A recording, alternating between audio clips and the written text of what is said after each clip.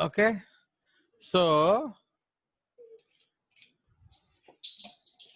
history of photosynthesis actually काफी बड़ा history है, बट वो मैं आपको कुछ थोड़ा थोड़ा करा दूंगा. Okay, the history of photosynthesis.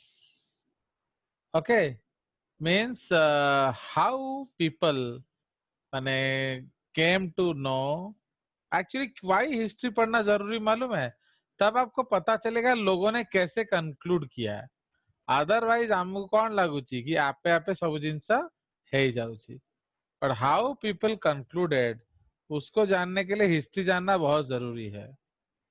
Okay, तो इसीलिए the concept of photosynthesis it began very early in 350 BC. Okay, जब Aristotle proposed okay that plants like animals require food. पहले लोग क्या सोचते थे? प्लांट को कोई पहले ऑर्गेनिज्म नहीं समझता था. तो एरिस्टोटल ने बोला कि एक्चुअली प्लांट्स भी खाते हैं. ओके, तो anticipate Priestley's work 2000 years later, okay, by asserting that plants do not require animals but animals require plants. है कि नहीं? तो इसीलिए जो बाद में प्रीस्ली, एक्चुअली ये जो काम है इसको हम लोग ऐसे भी कर सकते हैं.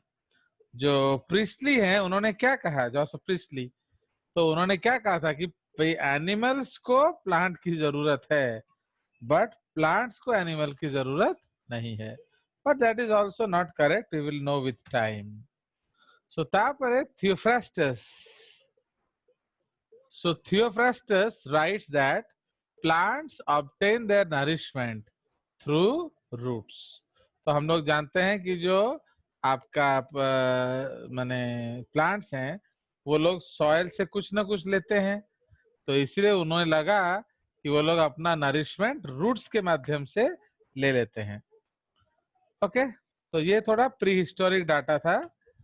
उसके बाद in 1648 Van Helmont performs the experiment proposed by Nicholas of Cusa nearly 200 years earlier. He concludes that entire mass of the plant came from water, but ignores a very slight decrease in the weight of the soil. Actually क्या है वो, जब आप लोग experiment करोगे तो जानोगे कि से माने सॉइल ने ले, माटी ने ले, है कि नहीं? तो सब कुछ लेकर काम किए. तो जब सब कुछ लेकर काम किए तो उन्होंने देखा कि जो हम पानी ऐड करते थे वो पानी बढ़ता था. तो जब वो पानी बढ़ता था तो उससे आपका क्या हुआ, आपका पेड़ बढ़ने लगा.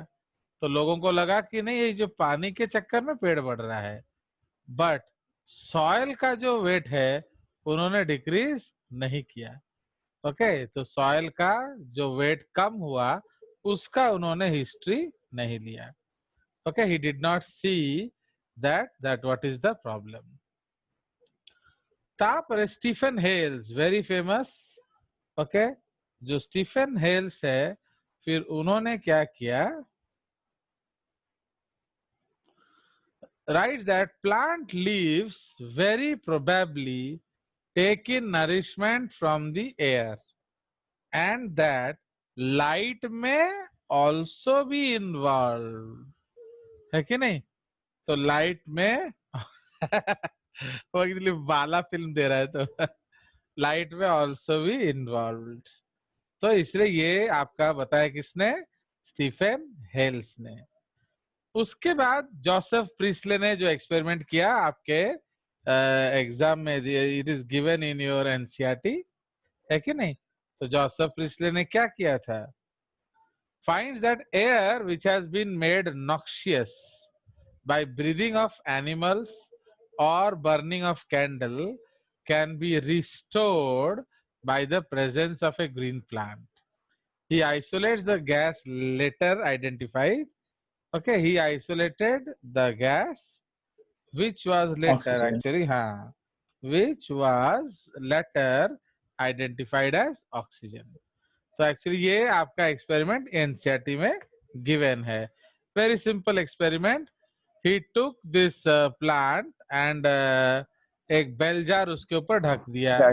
ओके तो जब कैंडल जलाता हुआ रखा था तो कैंडल बुझ गया। उसी तरह से आपका जब उन्होंने क्या when he took a mice also, so the mice died. But both candle and mice को कोई प्रॉब्लम नहीं आया जब हमने क्या किया, जब हमने प्लांट को लगाया। तो Anton लावोइशियर begins to investigate that latter names oxygen. Begins to investigate and later names oxygen. He recognizes that it is consumed in both animal respiration and combustion. His work discredits the theory of phlogiston, a hypothetical substance then believed to be emitted during respiration and combustion, and lays the foundation of modern chemistry. Okay, तो actually पहले लोग क्या सोचते थे, जो चीज निकल रहा है वो एक्चुअली फ्लोजिस्ट्रॉन है। ओके बट बाद में उसको कार्बन डाइऑक्साइड नाम दिया गया। Yan Ingenhouse discovers that only green parts of plant release oxygen, and this occurs only when they are illuminated by light. तो लाइट दोगे तो ऑक्सीजन मिलेगा, एंड सिर्फ ग्रीन प्लांट।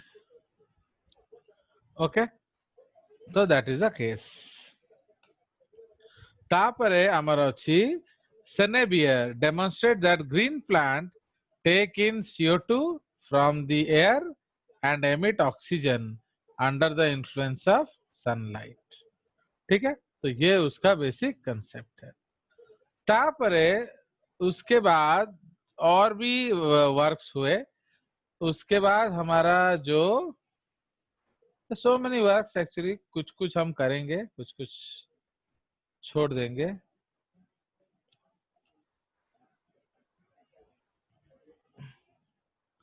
उसके बाद Pelletier and Caventou give the name chlorophyll to the green plant pigment in plants। Okay ये एक बहुत इंपॉर्टेंट एक्टिविटी है। तापरे ड्यूट्रोशेट। ओके तो ड्यूट्रोशेट ने क्या किया, ऊपर कर देते हैं थोड़ा, चलिए।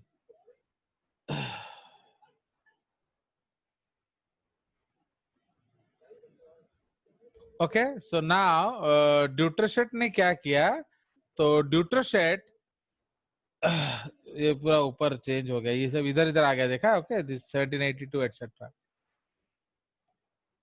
सेनेबियर हो गया, तापरे ये आ गया ड्यूट्रोशेट के makes the connection between chlorophyll and the ability of plants to assimilate CO2, है कि नहीं। तो उन्होंने बोला कि क्लोरोफिल जो है वही आपका एसिमिलेशन के लिए एसेंशियल है। अंडरस्टूड। तो assimilation of CO2, assimilation of CO2 का मतलब क्या है, हम CO2 को जोड़कर फूड बनाएंगे। So that was referred to as that is the concept proved by Dutrochet. In 1842, Matthias Claydon postulates that water molecule is split during photosynthesis. Who is Claydon? The man behind cell theory, है कि नहीं। तो उन्होंने क्या propose, या तो उन्होंने क्या बोला कि दैट जो वाटर स्प्लिट होता है फोटोसिंथेसिस में। Hugo von Mohl makes detailed observations of the structure of chloroplast। ठीक है, तो यहाँ हम लोग जो है कुछ कुछ इंपॉर्टेंट एक्टिविटीज को स्टैम्प कर देंगे। ओके तो जैसे ये बहुत इंपॉर्टेंट है, द पेलेटियर कंसेप्ट एंड कैवेंटू, है कि नहीं। नाउ ये भी आपका इंपॉर्टेंट है ड्यूट्रोशेट का। तापरे स्क्लाइडन का इंपॉर्टेंट है, ठीक है जी। ह्यूगो वॉन मॉल वेरी इंपॉर्टेंट। तापरे इंजन हाउस, है कि नहीं।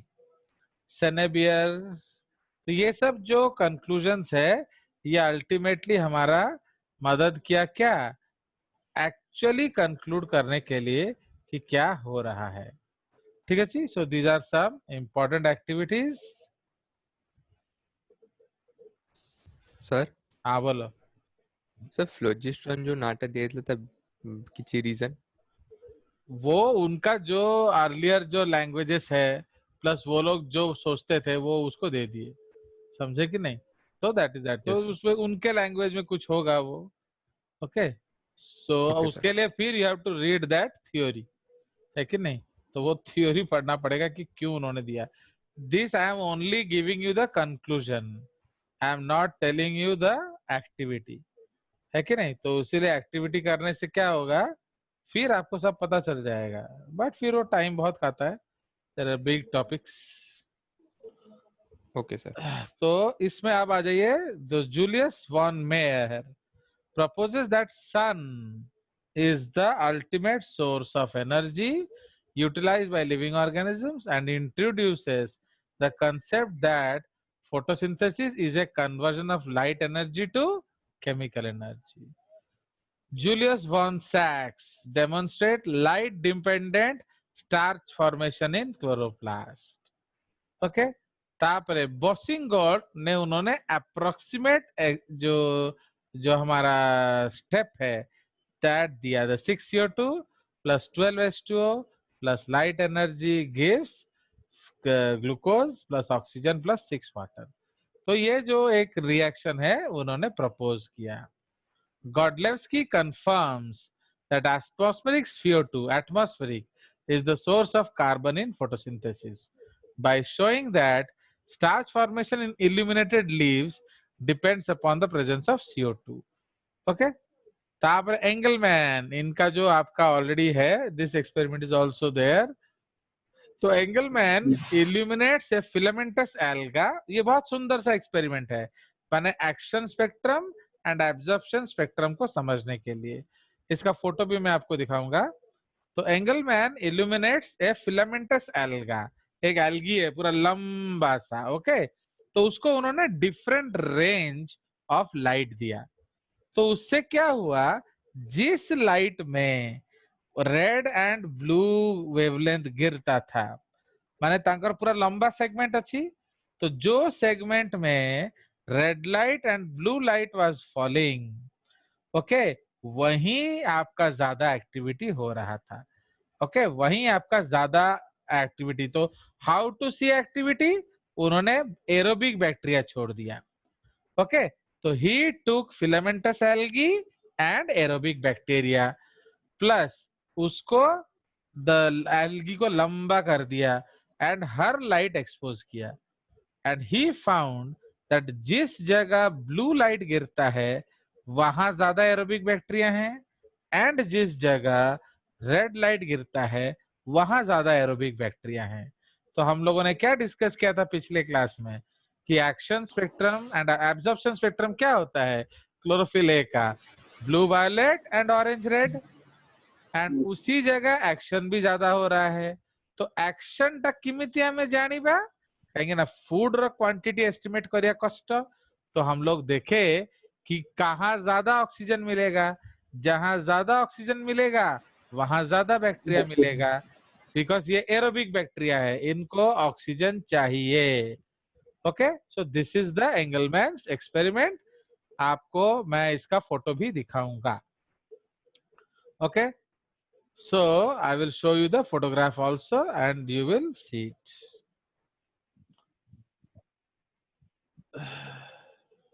तो इसीलिए आपको याद होना चाहिए. So this is your Engelmann's experiment. It's very important. Godlewski. Okay, this is Bosingur actually. Okay, ये आपका von Sachs. So these are different experiments. ठीक है. Now एक screen हम change करते हैं. We'll try to see the Engelmann's experiment. कहाँ है उसको ढूंढ लूं मैं पहले.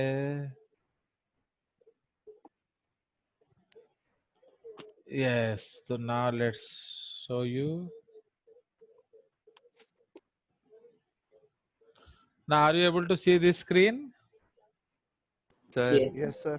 तो इस स्क्रीन में देखिए ये आपका फिलामेंटस एल्गी है दिस लंबा वाला. ओके. This is the filamentous algae and all light are exposed. तो ब्लू से लेकर रेड तक उन्होंने लाइट एक्सपोज किया एंड उन्होंने बैक्टीरिया को रिलीज कर दिया। तो जब बैक्टीरिया को रिलीज कर दिया तो उन्होंने देखा बैक्टीरिया चारों ओर है, बट सबसे ज्यादा ऑरेंज रेड रीजन में है, उससे कम ब्लू वायलेट रीजन में है एंड बीच में बहुत कम है। Okay, so this is the photograph if you are able to see. ठीक है, तो इसको मैं एक शॉट ले लूंगा ताकि आपको दिया जा सके। चलिए, सो this is the concept. Now उसके बाद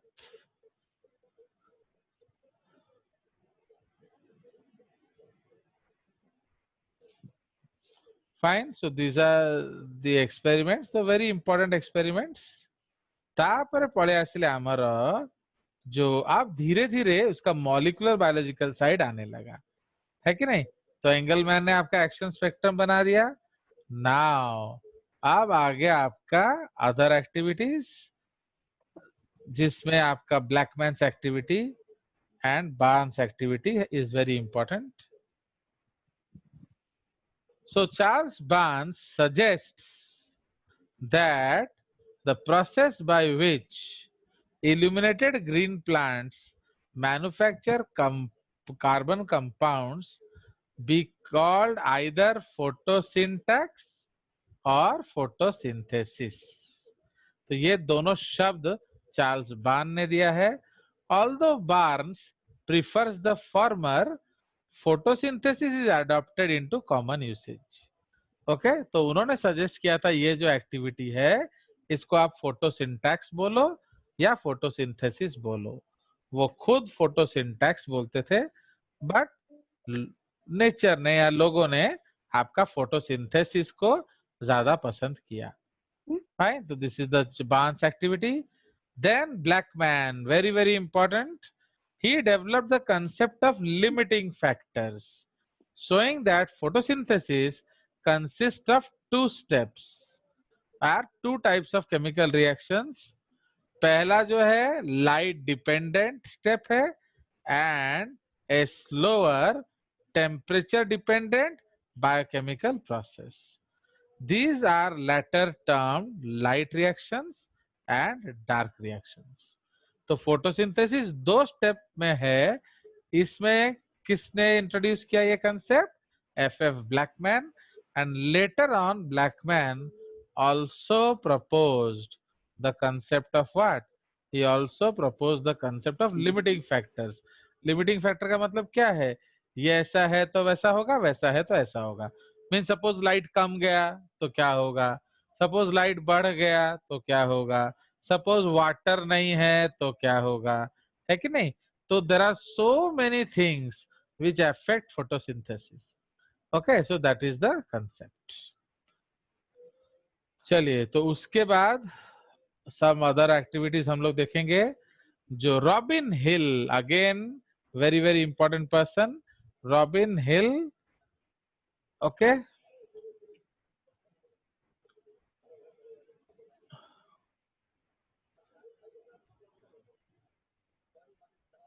ओके, तो Robin Hill demonstrates that in the presence of an artificial electron acceptor, isolated chloroplast can evolve oxygen in the absence of CO2। है कि नहीं? ये बड़ा टेंशन है, क्योंकि पहले लोग क्या सोचते थे, CO2 का O2 ऑक्सीजन के रूप में लिबरेट होता है। बुझला? कहीं ना आमे CO2 नेलु ताकू O2 रे कन्वर्ट कर देलु। तो पहले लोगों को एक बहुत सॉलिड आइडिया था कि जो CO2 है it is converted to O2। Okay, but actually Robin Hill ने इंडिकेट किया कि अगर एक आर्टिफिशियल इलेक्ट्रॉन एक्सेप्टर लिया जाए तो आपका ऑक्सीजन हम निकाल सकते हैं बिना CO2 दिए। क्योंकि आपको क्या याद है, if you remember, actually oxygen is a product of light reaction, जबकि CO2 is a substrate of dark reaction. याद है? तो इसलिए ऑक्सीजन जो है वो हाइड्रोलाइसिस ऑफ वाटर से निकलता है, so, वो लाइट में होता है, बट डार्क रिएक्शन में CO2 कंजम्पशन होता है। ओके, कॉर्नेलियस वान नील, ये भी आपका एक्सपेरिमेंट गिवन है। ओके, कॉर्नेलियस वान नील वाला, तो उन्होंने क्या किया था? तो he said he published a summary of his work showing that photosynthetic bacteria which use H2S as electron donor produce sulfur instead of oxygen। तो इसलिए उन्होंने क्या इंडिकेट किया इनडायरेक्टली? तो रॉबिन हिल ने इंडिकेट किया क्या? Robin hill indicated that CO2 does not produce O2, simple, ये इंडिकेट किया उन्होंने। ठीक है, उस पे घी डाला किसने? आपका कॉर्नेलियस वान नील। उन्होंने क्या किया कि उन्होंने बैक्टीरिया में वर्क करके बताया कि जो बैक्टीरिया H2S यूज करते हैं वो ऑक्सीजन नहीं रिलीज करते, वो सल्फर रिलीज करते हैं। तो सिंपली इसका मतलब क्या है कि ऑक्सीजन कहां से आया? H2O से, not H2, okay, not CO2। Okay, so this is the case. तापरे in 1941 Samuel Rubin and Martin Kamen, okay, use water labeled with heavy isotope of oxygen to confirm that oxygen produced comes from water। तो ये guaranteed evidence हो गया, साबित हो गया कि Ruben and कामेन जो है उन्होंने आपका क्या किया है? सो दे proved actually that water comes from this। ठीक है, तो water, oxygen comes from water and not from CO2 as it was earlier believed। तो पहले लोग क्या बिलीव करते थे कि CO2 को हमने बदल दिया। ओके, तो ग्रीन प्लांट्स ने क्या किया था? फ्लोजिस्टोन को मैंने क्लीन एयर बना दिया था, बट ऐसा नहीं था, ये अब धीरे धीरे साबित होने लगा था। उसके बाद Daniel Arnon, very important. Okay,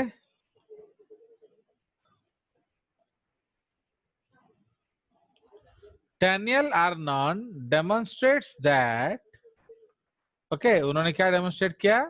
demonstrates that light dependent ATP formation in chloroplast. तो एक्चुअली लाइट रिएक्शन से एटीपी बनता है, ये डैनियल आर्नॉन ने प्रूव किया। फिर क्या प्रूव किया? He demonstrate that isolated chloroplast are capable of carrying out complete photosynthesis. हमें कोई प्लांट नहीं चाहिए, हम डायरेक्टली लेकर उसको काम कर सकते हैं। Okay, means we don't really need a plant, अगर सिर्फ क्लोरोप्लास्ट ले लो तो इसी वो कर देगा। इसीलिए क्लोरोप्लास्ट जो है वो एसेंशियल है, नॉट द एंटायर प्लांट, है कि नहीं? पूरा प्लांट इंपॉर्टेंट नहीं है, वो क्लोरोप्लास्ट इंपॉर्टेंट है। अगर लीफ ले लो और क्लोरोप्लास्ट ना हो, वहां फोटोसिंथेसिस नहीं होगा। तो इसलिए आर्नॉन proved that actually the most important player of photosynthesis is chloroplast। ठीक है, Melvin Calvin and co-workers use radioactively labeled 14CO2 to elucidate the pathway of carbon assimilation in photosynthesis। इसके लिए उनको नोबेल प्राइज से सम्मानित किया गया। So Melvin Calvin was awarded the Nobel Prize in 1961। Okay, तो उनको नोबेल प्राइज मिला 1961 में। Okay, for what? For proving that. Okay,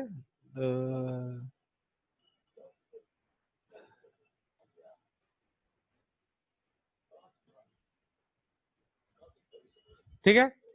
तापरे Emerson describes the red drop and enhancement effects, the first indication that the light reaction consists of two separate photochemical systems।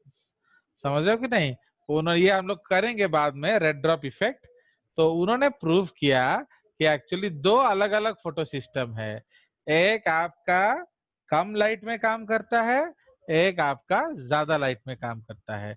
Means one of them uses lesser wavelength and the other uses a higher wavelength. तो हम लोग जानते हैं P680 जो है 680 nanometre चाहिए and P700 जो है उसे 700 नैनोमीटर लाइट चाहिए, है कि नहीं। In 1960 Robert Woodward synthesises chlorophyll, जिसके लिए उनको नोबेल प्राइज दिया गया।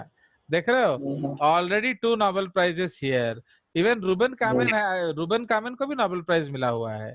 ओके, तो इसीलिए आपका Melvin Calvin, Robert Woodward, Ruben Kamen, 3 Nobel laureates के बारे में आज आप पढ़ लिए।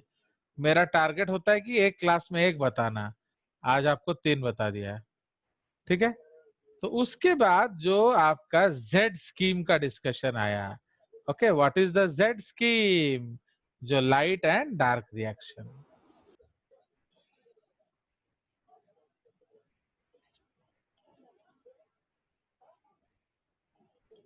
इसको हम अलग कलर यूज करेंगे। In 1960, Robin Hill and Faye Bendel, based on the work of Emerson and others, proposed the Z scheme model for the photosynthetic light reaction. According to this model, it consists of 2 separate photosystems operating in tandem. तो Z scheme में क्या होता है, light reaction भी काम करता है, dark reaction भी काम करता है।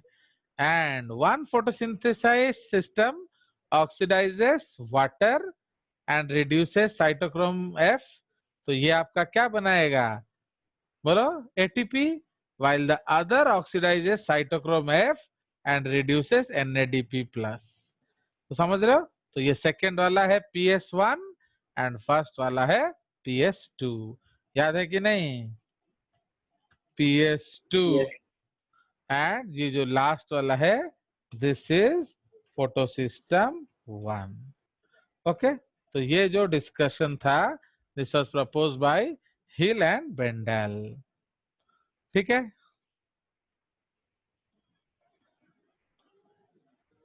अब देखो एनसीईआरटी खाली 5टा थ्योरी दे दूची, माने कैसे होगा, you are not doing justice to so many workers, माने केजीज of Nobel prize in this topic. Now जो नेक्स्ट हमारा कंसेप्ट है, so Roderick Clayton isolates reaction center complex। Okay, वो उन्होंने आइसोलेट कर दिया। Bessel Kok proposes the S-state model of charge accumulation to explain the stepwise oxidation of H2O release and release of O2, oxidation of water and release of O2। ये जो हम बनाएंगे, जो light reaction हम बनाएंगे, इसके बाद ये हुआ, इसके बाद ये हुआ, इसके बाद ये हुआ, इसके बाद एटीपी निकला, इसके बाद इलेक्ट्रॉन H+1 में गया। वो जो एंटायर स्टेप्स है उसको who choked out, the person called Bessel-Koch। Hans Disenhofer, Michel Huber crystallized the photosynthetic reaction center from a purple bacterium and used X-ray technique to determine its detailed structure। The 3 share Nobel Prize। आ गया 4th Nobel Prize। Okay, तो 4th Nobel Prize मिल गया आपका डाइजनहॉफर, Michel and Huber. Okay, तापरे in 2006 Yunko Yano, Bittal Yachandra, he's an Indian, and co-workers determined the structure of manganese calcium water splitting complex of photosystem 2। very important। देखो हमारे Indian बंदा उधर है। Okay, सो एटा तो हमें जानी ना, you don't know that an Indian has given such a beautiful, माने जो पार्ट ऑफ द फोटोसिस्टम आपका वाटर को स्प्लिट करके एनर्जी देता है, plus hydrogen ion and oxygen liberate करता है, वो जो पार्ट है वो इन्होंने उसको डिस्कवर किया, उसका स्ट्रक्चर को। ओके, तो these are some very important या most important theoretical experimental aspects of the what, of this animal, of this process। ठीक है, चलिए, so now we will go, तो I will show you screen जो कि हम लोग ऑलरेडी पिछले बार भी देखे थे. So this is the screen of the electromagnetic spectrum, है कि नहीं? तो हमने देखा कि white light is actually split from 400 nanometre to 740 nanometre. तो 740 is your very deep red, तो जिसमें हम लोग का जो लाइट है, तो we are basically using the blue violet light and the orange red light. Okay, जो कि थोड़ा इफेक्टिव होता है फॉर द इलेक्ट्रोमैग्नेटिक स्पेक्ट्रम. चलिए, so this is all the historical aspect of photosynthesis. In the next class we will analyze the structure of chloroplast and discuss its detail before entering into the concept. Now can you see this slide again? Yes, sir. Yes, sir. So here what Yes, you are sir. seeing, you are seeing the summary actually. इधर आप एक उसका summary देख रहे हो. मैं इसको बड़ा कर देता हूँ ताकि आप उसको अच्छे से देख पाओ. तो इधर आप क्या देख रहे हैं? That the light energy is falling on the grana. Okay? तो जैसे ही लाइट एनर्जी ग्राना पे गिर रहा है, वाटर स्प्लिट हुआ एंड आपका proton, electron, energy and oxygen मिला. प्रोटॉन केमियोस्फोटिक पोटेंशियल बनाता है, इलेक्ट्रॉन एनर्जाइज होता है, ऑक्सीजन लिबरेट हो जाता है. ठीक है, प्रोटॉन जो है वो आपका पोटेंशियल एनर्जी बनाने में मदद करेगा, इलेक्ट्रॉन आपका इलेक्ट्रॉन ट्रांसपोर्ट सिस्टम रन करेगा एंड एटीपी सिंथेसाइज करेगा. प्लस अब ये जो लाइट रिएक्शन है, इसमें हमारा एटीपी भी प्रोड्यूस होता है